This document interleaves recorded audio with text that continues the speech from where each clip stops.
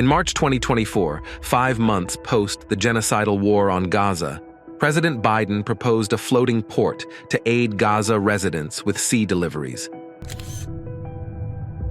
Another American trick. Is Gaza Floating Pier a real aid tool, or another American trick? Getting to Gaza is not difficult. It's quite easy to reach Gaza. You can reach Gaza via Rafah Crossing, which is a direct crossing gate, Co-Egypt and the Gaza Strip. Or through Kerem Shalom. Crossing Gaza has 7 crossings. All kinds of aids can easily be delivered to Gaza through these gates or other gates, and there is dropping aid by air.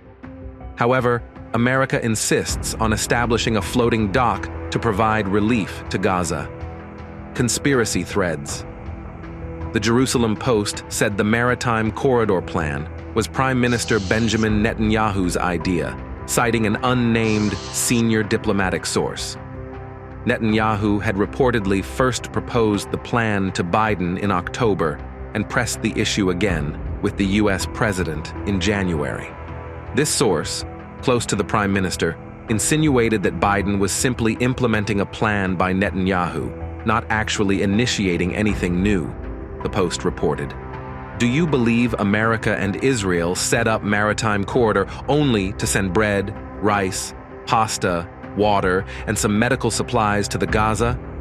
Israeli Defense Minister Yoav Gallant, who described the Palestinians as human animals, also praised the plan of Biden's pier. Can Israel, accused by Oxfam of using famine as a weapon of war, support a sea corridor to alleviate the crisis it triggered in Gaza? Undercover goals. Anthony Blinken, U.S. Secretary of State, had proposed, during the first round of his visits after the outbreak of the Al-Aqsa flood, that the Palestinians be deported on ships that would take them to permanent exiles. So, they intend to take Palestinians to exiles, similar to what happened to them in 1982 when they were deported from Lebanon. Jeremy Kondik, president of Refugees International Aid Advocacy Group, says, "You need drivers that don't exist, trucks that don't exist feeding into a distribution system that doesn't exist. Then this sea corridor is an Israeli-American Trojan horse and is nothing but a trick to expel the Palestinians. If the U.S. truly cared about the humanitarian crisis, it would have compelled Israel allow entry of thousands of food trucks at Gaza's border crossings. Passageway for aggression. Why didn't the United States urgently complete the pier to alleviate the humanitarian crisis, given that it is a corridor that small armies can implement in hours? Not to mention the American army. It seems that this bridge has not been built for life, but rather for more killing and extermination. It was used for the passage of American British-Israeli commando units disguised as relief workers to slaughter more than 220 Palestinians, most of whom were children, to liberate only 4 POWs. The Euro-Mediterranean Human Rights Monitor expressed in a press statement its deep concern over reports of the possibility of Israeli forces using the American floating pier designated for transporting humanitarian supplies to Gaza for military purposes.